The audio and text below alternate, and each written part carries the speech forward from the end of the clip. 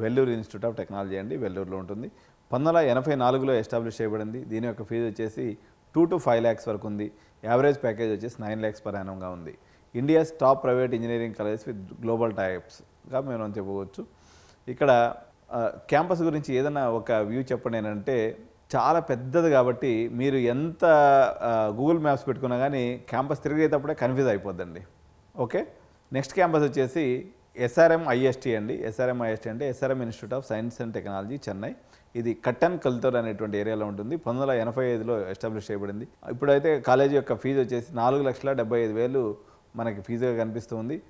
Average package వచ్చేసి 6.1 lakhs per annum. పెద్ద campus, industry types ఉన్నాయి, ఫెస్టివల్స్ కూడా చాలా పెద్ద ఎత్తున నడుస్తూ ఉంటుంది. ఓకే, సో ఈ క్యాంపస్ గురించి మనం ఒక మాటలో చెప్పండి అంటే, మీరు మ్యాప్ పెట్టుకున్నా కానీ ఒక దగ్గర పోయి ఇంకో దగ్గర పోతారు అనమాట, అంత పెద్ద క్యాంపస్ అనమాట ఇది. సో నెక్స్ట్ వచ్చేసి అమృత విశ్వవిద్యాలయం, ఓకే, కోయంబత్తూర్. 1994లో ఇది క్యాంపస్ అనేది ఎస్టాబ్లిష్ చేయబడింది. ఇక్కడ హైయెస్ట్ బ్రాకెట్లో మనం ఫీజు తీసుకున్నప్పుడు 6 lakhs ఉంటుంది. ఆన్ యావరేజ్ మీరు ఏదైనా కౌన్సిలింగ్లో మంచి ర్యాంక్ కొట్టుకొని వస్తే మాత్రం ఇక్కడ 3 lakhs per annum కూడా మీరు చదువుకోవచ్చు. యావరేజ్ ప్యాకేజ్ తీసుకున్నప్పుడు 5.8 lakhs per annum ఉందండి. ఇది డిసిప్లైన్కి, రీసెర్చ్ ఫోకస్డ్కి, స్పిరిచువల్ రూట్స్కి పెట్టింది పేరు అనమాట.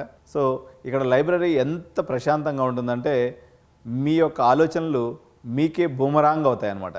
అంత ప్రశాంతత ఇక్కడ లైబ్రరీలో మనకు కనిపిస్తూ ఉంటుంది. సో ఇది క్యాంపస్ గురించి.